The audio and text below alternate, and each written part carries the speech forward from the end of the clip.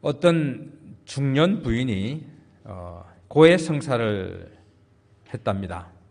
그가 신부님, 저는 죄가 참 많아요. 하루에도 몇 번씩 거울을 볼 때마다 제가 너무 아름답다고 이렇게 느낍니다. 그리고 성당에 들어올 때마다 다른 사람들이 너무 저보다 못나서 깔보고 이렇게 멸시를 했습니다. 제 이 교만한 죄를 용서해 주십시오라고 이렇게 고해성사를 했습니다. 그러니까 그 고해성사를 듣고 신부님이 커튼을 이렇게 쳐다보고 난 다음에 하는 말씀이, 자매님 안심하세요. 그것은 죄가 아니고 착각입니다. 평안히 돌아가십시오라고 했답니다. 여러분들은 사시면서 어떤 착각들을 하고 사십니까? 사람들이 주로 하는 착각들이 주로 이런 것들이라고 합니다. 남자들은 내가 시도를 안 해서 그렇지 마음만 먹으면 모든 여자들의 마음을 다 빼앗을 수 있다, 이렇게 생각한대요. 또 여자분들은 남자들이 같은 방향으로 이렇게 뒤를 따라오면은 자기에게 관심이 있어서 따라온다고 항상 그렇게 착각을 한답니다. 아가씨들은 절대 나는 아줌마가 안 될 줄 알고요. 또 아줌마들은 화장만 하면은 다시 아가씨가 될 줄 알고 열심히 찍어 바릅니다.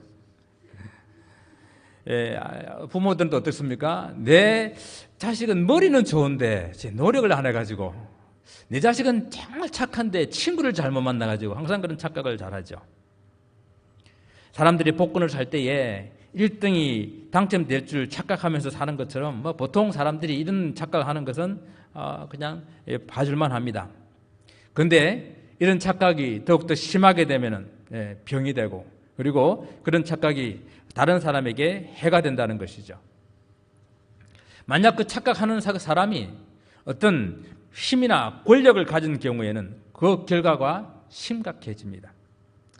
비행사들이 자주 이런 착각을 한다 그래요. 높은 고도에서 빠른 속도로 비행을 하면서 날씨가 너무 화창한 날, 바다와 하늘의 경계가 없어서 같이 푸른색이라서 어디가 바다인지 어디가 하늘인지 경계를 착각할 때가 있다고 합니다. 그래서 비행기 속도를 속도를 빠르게 하게 되게 되면은 고도가 마침 올라가는 것처럼 착각을 하고, 비행기 속도를 좀 떨어뜨리게 되게 되면은 고도가 이렇게 낮추는 것처럼 착각을 한다 그래요. 그래서 그 비행사들은 자기에게 눈으로 보는 시각, 감정, 느낌으로 비행기를 조절해서는 안 되고 어때요?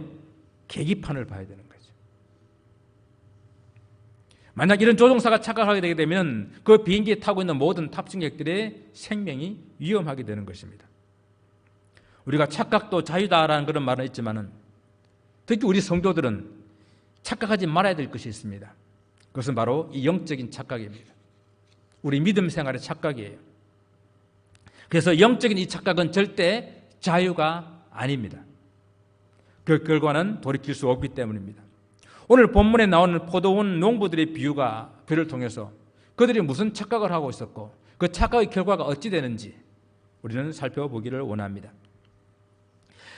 다른 비유에서도 마찬가지이겠지만은 포도원 농부의 비유도 당시의 이스라엘의 상황을 가지고 이렇게 주님께서 비유로 말씀하신 겁니다. 예수님 당시에 이스라엘은 그 지역들의 대부분 토지가 아주 부유한 사람들의 그러한 사람들의 소유가 되어 있었어요. 그런 지주들의 소유였고 대부분의 농민들은 소작농이었습니다. 그래서 이 포도원을 가진 그런 주인들은 이스라엘 내에 살지 않고 디아스포라 된 사람들이 많이 있었는데 그 사람들이 소작농에게 세를 주고 대부분 자기 나라에 살고 있다가 이렇게 종들을 보내서 소작료를 받는 그런 일들이 비일비재했다라는 것이죠. 그래서 때로는 이 소작료를 내고 나면은 또 세금을 내고 나면은 참 근근히 입에 풀칠하기도 어려운 그런 형편들 때이기 때문에 같은 이런 여러 가지 트러블들이 생기는 그런 상황이었다고 합니다. 그래서 주님께서는 이러한 상황을 가지고 오늘 비유 말씀을 하시는 거예요.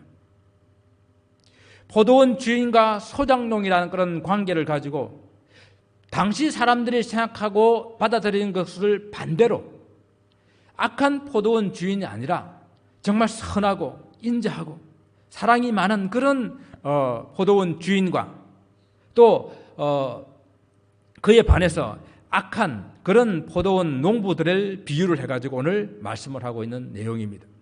우리가 선한 사마리아인의 비유, 그 말이 안 된다 그랬죠. 선한 목자, 그것도 말이 안 되는 이야기예요. 그 당시의 상황은. 주님께서는 당시의 그 상황을 가지고 설명하시면서 사람들이 가지고 있는 인식을 바꾸어서 이렇게 접근하시는 그런 비유로 말씀을 많이 하셨습니다. 주님께서는 당시 포도원의 주인과 소작농의 그런 불편한 그런 관계를 아시지만은 이 비유를 통해서 포도원 주인 되신 하나님께서 어떤 분이신지, 또 그 하나님께서는 어떤 사랑을 그들에게 베푸셨는지, 그 사랑을 받은 이 포도원 농부들이 누군지, 또 그들은 어떤 행동을 하고 있는지를 보여주기를 원하신 것입니다. 구약 성경에 보게 되게 되면 이 포도원에 대한 비유가 주님의 이 비유 외에도 계속 있었어요.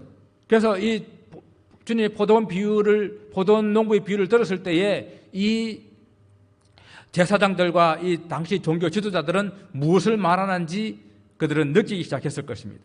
구약 성경에 포도원은 이스라엘을, 그리고 포도원 주인은 하나님을 상징하는 그런 비유가 자주 나왔었습니다.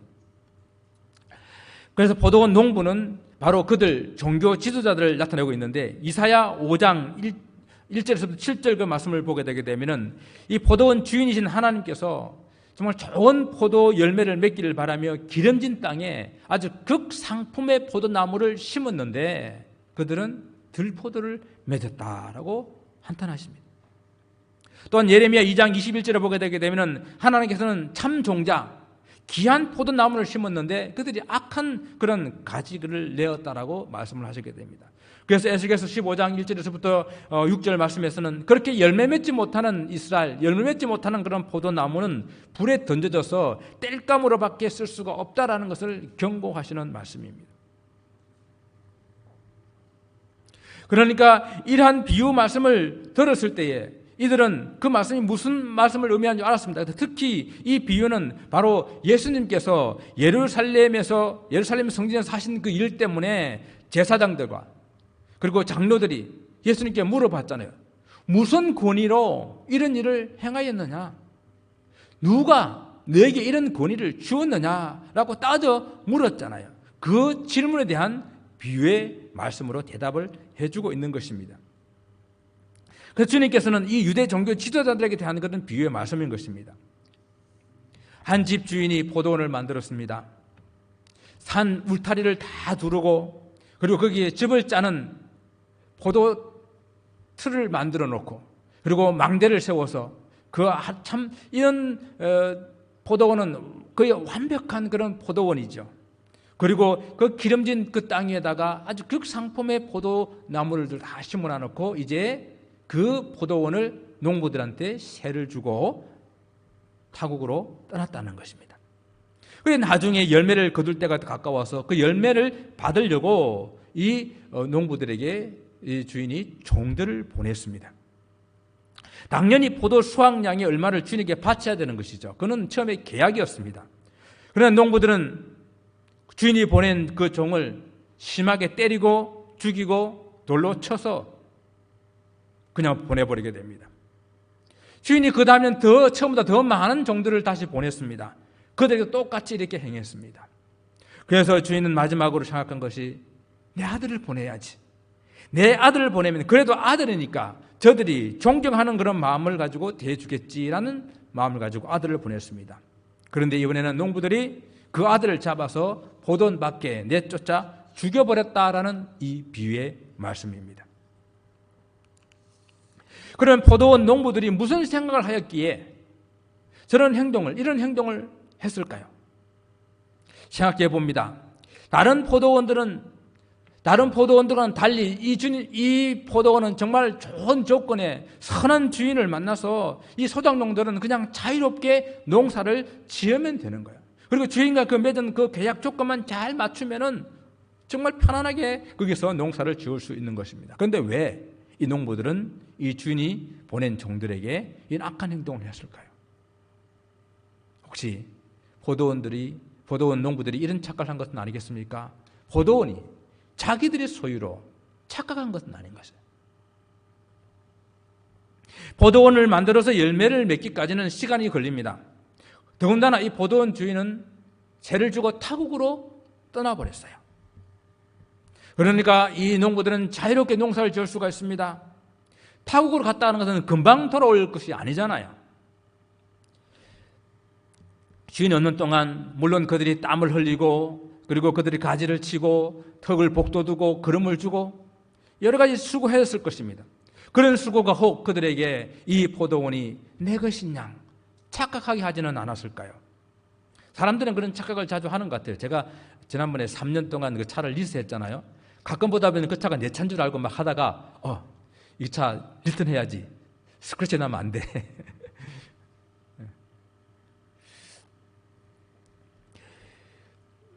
오랫동안 포도원을 가꾸고 농사를 짓다 보게 되니까 포도원이 자기들의 소유로 착각한 것입니다. 그래서 포도원에서 나온 소출도 이것이 다 자기 것으로 착각하고 살았던 것이에요. 그런데 어느 날 갑자기 주인이 종들을 보내가지고 소출의 얼마를 달라 그러니까 그것을 주기가 아까웠던 것이죠. 여러분, 이 포도원이 정말 누구의 것입니까? 포도원 소유가 누구십니까? 포도원을 만드는데 이 소작인들이, 이 농부들이 한 일이 무엇입니까? 주인이 포도원을 만들었고요. 그 주인이 산 울타리를 만들었고요. 주인이 포도즙 따는 틀을 만들었고요. 주인이 그 망대를 만들었고 주인이 그 상품의 포도나무를 심었습니다. 이 농부들은 그 포도원에 대해서 주장할 수 있는 아무런 소유권이 없다라는 것이에요. 우리들은 바로 이 땅에 올 때에 이 포도원 농부들처럼 아무것도 가지고 온 것이 없는 사람들이에요. 빈손으로 그냥 두 주먹 쥐고 이 땅에 태어난 것입니다. 지금 우리가 이루고 있는 어떤 것들도 혹시 이렇게 생각하실지 모르겠습니다. 내가 이것을 이루기 위해서 정말 밤잠 안 자고 땀 흘리고 수고하고 내가 머리를 비상하게 짜가지고 똑똑하게 이 생각해가지고 이만큼 이루었는데 라고 하실 분 있는지 모르겠습니다. 정말 그럴까요? 하나님께서 욥에게 하시는 질문을 한번 들어보시기 바랍니다. 내가 땅에 기초를 놓을 때에 네가 어디에 있었느냐? 네가 깨달아 알았거든 말할지니라.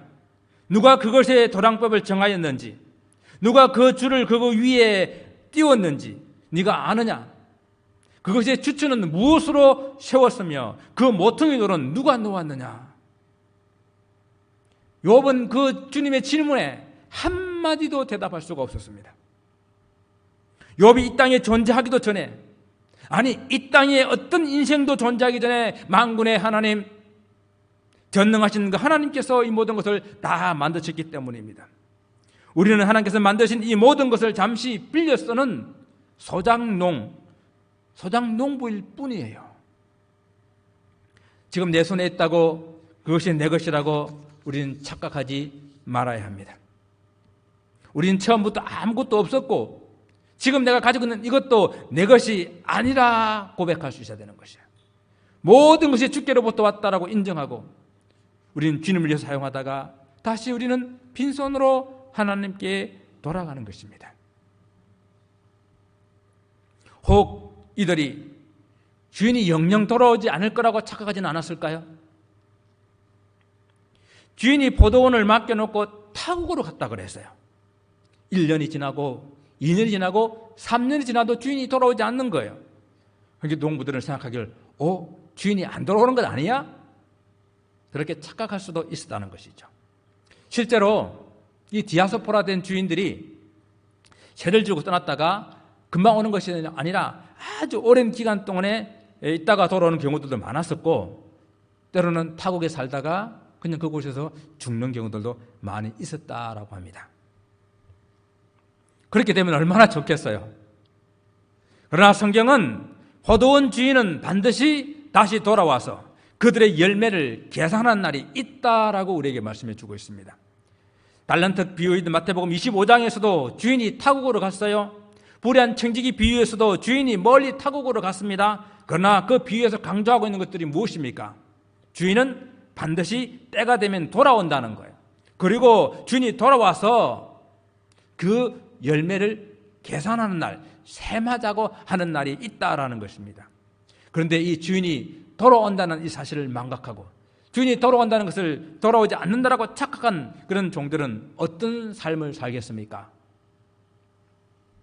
마치 한 달란트 받은 종처럼 그냥 땅에 묻어두고 아무것도 하지 않는 거예요. 아무런 수고를 하지 않는 것입니다. 불의한 청지기처럼 종들을 때리고 주인의 재물을 허비하는 삶을 살아가는 거예요. 이 포도원 농부들이 주인이 안 돌아올 걸 생각하니까 열심히 농사 짓지도 않았고 수확도 얼마 없고, 그리고 그때 난 포도 그냥 다 먹어버리고, 원래 포도 농사는 포도 열매를 먹기 위해서 아니에요. 그 포도를 따가지고 즙을 내고 포도주를 만들기 위해서 포도 농사를 하는 것입니다. 근데 그때 다 먹어버리고, 있는 포도주는 다 먹고 마셔버리고, 그래서 그 주인이 보낸 종들이 왔을 때에 정말로 주인의 종에게 줄만한 포도주가 없었던 건 아닐까요? 여러분, 이 포도원 품꾼의 비유를 살펴보았잖아요. 포도원 밖에서 정말 일하고 싶지만 포도원 밖에서 일하지 못하는 사람들이 얼마나 많았어요.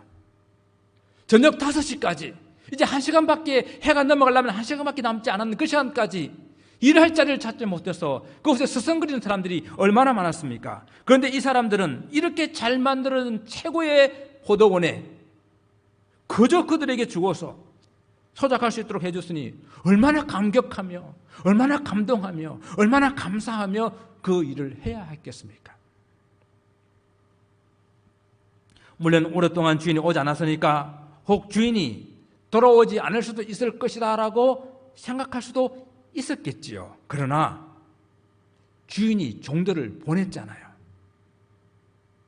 그러면 그때라도 그 착각에서 깨어나야 되는 것이죠. 한 번도 아니고 다른 복음서 보게 되면 3번을 보냈잖아요. 3번을 보냈다고 하는 것은 곧 주인이 돌아올 때가 다가왔다라는 것이죠. 마지막에는 아들을 보냈습니다. 아들을 보냈다면 정말로 이제는 주인이 곧 오게 될 그날이 임박했다라는 표시잖아요. 불의한 청지기 비유에서 자기의 미래를, 자기의 장래를 준비하는 그 모습을 칭찬했던 것처럼 시편 90편 12절에 말씀했어요. 나의 남은 날 계수할 지혜를 주옵소서라고 노래하고 있습니다. 정말 지혜로운 사람은 자기의 남은 때를 계산할 줄 알아야 되는 것이죠. 이 계산한다고 그래가지고 내가 앞으로 몇 년 더 살겠지, 이것이 아닙니다. 우리 모든 인생들은 다 개인적인 종말이 있다는 것을 알고 살아가는 것, 그것이 나의 남은 날을 계수하며 살아가는 거예요. 이와 같이 이 세상도 언젠가는 모든 것이 다 끝날 종말의 때가 있다라는 것, 그것을 아는 것, 기억하며 사는 것, 그것이 우리의 남은 날을 계수하며 사는 것입니다. 그날에 우리의 주인 되신 그 주님 앞에 설 준비를 하며 사는 그런 인생이 되어야 된다는 것이에요. 그날을 준비하는 삶, 지혜로운 삶을 살 수 있기를 주님 이름으로 축원을 드립니다. 포도원 주인이 종들에게 그 소출을 얼마를 요구하기 위해서 자기 종을 보냈잖아요. 그러나 포도원의 이 소작 농부들이 주인이 보낸 종들을 때리고 죽이고 도로 쳤다고 그랬어요. 2번째, 더 많이 보냈는데 똑같이 행하고, 다른 복음서 보면 3번이나 그런 일을 하게 되게 됩니다. 이제 결국 마지막에는 주인이 아들을 보냈습니다. 주인이 아들을 보내자 이 포도원 소작 농부들이 지금까지 했던 착각보다 더 큰 착각을 한 거예요. 그것이 무엇입니까? 이 아들은 주인의 상속자니까 만약 이 아들을 죽이게 되면 이 포도원이 영원히 자기들의 소유가 될 것이라고 착각을 한 것입니다. 또 뿐만 아니라 주인이 가지고 있는 다른 유산들도 우리가 차지하게 될 것이다라고 착각을 한 것입니다. 그래서 그 주인의 아들을 포도원 밖에 내쫓고 죽여버린 겁니다. 그래서 이 비유를 하시고 주님께서 질문하시는 거예요. 그러면 포도원 주인이 올 때에 그 농부들을 어떻게 하겠느냐? 여러분 같으면 어떻게 하겠어요? 여러분이 이 주인이면 어떻게 하겠습니까? 너무도 상식적인 이 질문에 그들은 대답을 합니다. 그 악한 자들을 진멸하고 포도원은 다른 농부들에게 참 적당한 그때의 세를 바칠 수 있는 그 사람들에게 줄 것입니다. 그들도 압니다. 그들이 악한 행동을 했다는 거예요. 그들은 진멸당해야 될 사람이라는 것 그들도 압니다. 그리고 그 포도원은 빼앗기게 될 것입니다. 결코 포도원은 그들의 영원한 소유가 될 수가 없다는 것을 성경은 우리에게 말씀해 주고 있습니다. 그렇습니다. 우리가 무엇을 영원히 소유할 수 있다고 생각하는 것, 그것이 큰 착각이라는 것입니다. 우리의 시간요, 우리의 건강, 우리의 물질, 우리의 가족, 그 어떤 것 하나 이 땅에서 우리가 영원히 소유할 수 있는 것들이 있습니까? 없습니다. 그것이 착각이라는 거예요. 이 비유는 당시 이 악한 포도원 농부 같은 유대 종교 지도자들을 겨냥해서 하신 말씀입니다. 하나님께서 그들에게 이스라엘 백성들을 잘 율법으로 가르치고 그리고 그들을 잘 인도하여서 구원의 열매 맺는 그런 백성을 만들도록 지도자를 세워주셨건만 그들은 자기의 욕심만 채우고 그리고 먹고 마시고 놀며 하나님 나라에서는 게으르고 나태하여 아무런 열매 맺지 못하고 오히려 하나님의 성전을 만민이 기도하는 집을 강도의 소굴로 만들어버린 바로 그들이었던 것입니다. 또한 그것을 깨닫게 하기 위해서 하나님께서는 많은 선자들을 보내셨는데 그 선자들을 돌로 치고 때리고 죽였다는 거예요. 그리고 이제는 마지막에 그 하나님의 아들마저 죽이려고 하고 있습니다. 그들은 말합니다. 내가 무슨 권세로 이 성전을 어지럽히고 네가 무슨 권세로 하나님 말씀을 가르치느냐라고 질문했잖아요. 거기에 대한 그 질문에 대한 대답을 주님께서 하시는 거예요. 지금 예수님께서는 내가 하나님께서 주신 권세로 이 성전을 청결하게 하고 하나님께서 주신 그 권세로 천국 복음을 전하고 있다라고 말씀을 하시고 계신 것입니다. 바로 주님께서 하나님께서 보내신 그 하나님의 아들, 이 땅을 구원할 바로 구세주 메시아가 되심을 설명하고 있는 것입니다. 아버지와 아들은 동격이거든요. 유대 문학에서 유대적인 표현에서 아버지와 아들은 동격이에요. 아버지는 아들에게 모든 권세를 다 주어서 그 아들을 보내신 것입니다. 그런데 착각 속에 빠져있는 인생들은 그 예수님을 믿지 않고 거절합니다. 그래서 주님께서는 그 거절하고 주님을 버리는 그 인생들을 향해서 시편 118편 22편의 그 말씀을 인용하시면서 말씀하십니다. 건축자들이 버린 돌이 모퉁이의 머릿돌이 되었다라고 한 그 말씀 너희들이 읽어보지 못했느냐? 바로 이것이 주로 말미암아 된 것이요 우리 눈에도 기이하도다 함을 읽어본 일이 없느냐? 건축자들이 알아보지 못하고 버린 그 돌이 사실은 성전의 가장 중요한 모퉁이 돌이었다는 것입니다. 지금 유대 종교자들이 질투하여서 미워하여 영접하지 않고 버리는, 죽여버리려고 하고 있는 이 예수님이 바로 하나님께서 보내신 하나님의 아들이요 모든 인류를 구원하실 그리스도가 된다는 말씀입니다. 주님께서는 이 비유를 통해서 악한 농부들이 아들을 포도원 밖으로 쫓아내어 죽인 것처럼 바로 종교 지도자들이 예수님을 이방인 손에 넘겨 십자가에 못 박아 죽이게 될 것을 선포하고 있는 것입니다. 그러나 하나님께서는 다시 그 아들을 살리시고 아들에게 모든 고난을 위임하셔서 심판의 주로 다시 오시게 될 것을 그들에게 경고하고 있는 것입니다.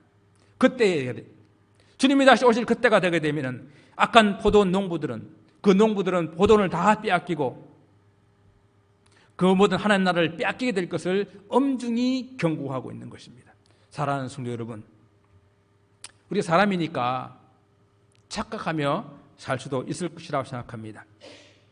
그러나 우리 성도들에게 있어서 이 믿음에 대한 영적인 일에 대한 착각은 절대 자유가 아니라라는 것입니다. 이 믿음에 대한 착각은 우리의 영원한 생명을 잃어버리는 것이에요. 오직 주님만이 우리의 구원의 반석이시오, 오직 우리의 삶의 가장 중요한 모퉁이 돌이 되신다라는 사실을 다시 한번 기억할 수 있기를 바랍니다.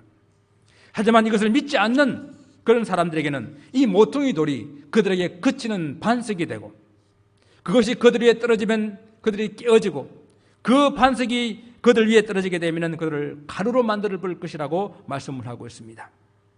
착각에서 깨어나는 성도들이 되시기를 바랍니다. 지금 내 손에 있는 것들, 이것을 내 소유라고 생각하지 마시고 움켜쥐고 살지 않기를 원합니다. 또 내 손에 움켜진 것들이 내가 영원히 내가 소유할 수 있는 것처럼 착각하고 계시지는 않습니까? 우리 시간이 마치 영원할 것처럼, 그래서 내가 이것도 하고 저것도 하고 이것도 가고 저것도 가서 내가 이런 장사의 이익을 보리라 생각하는 어리석은 그런 상인과 같지는 않습니까? 사람들은요, 자기보다 더 나이가 어린 후배의 장례식을 갔다 오면서도 자기는 결코 저렇게 죽지 않을 거라고 생각한답니다. 우리의 시간은 언젠가는 멈출 때가 옵니다. 주님께서 심판의 권세를 가지고 다시 세상에 오실 그 끝난 날도 반드시 온다라는 사실을 기억하고 그 날이 점점점 다가오겠다는 사실을 기억할 수 있기를 바랍니다. 우리는 세상에 헛된 것에 우리 시간과 마음과 물질을 허비하지 마시기 바랍니다. 모든 것이 정말 주님께로부터 왔음을 우리가 인정하고 나의 시간, 나의 건강, 내게 주신 주님 주신 그 재능, 나의 물질, 이 모든 것들을 주님의 소유임을 선포하시고, 그래서 내게 맡겨주신 이것들을 가지고 잘 순종하고, 그리고 주신 귀한 사명 잘 감당하다가 주님 앞에 서시는 사랑하는 축복된 모든 성도 되시기를 주님 이름으로 축원을 드립니다. 기도하겠습니다.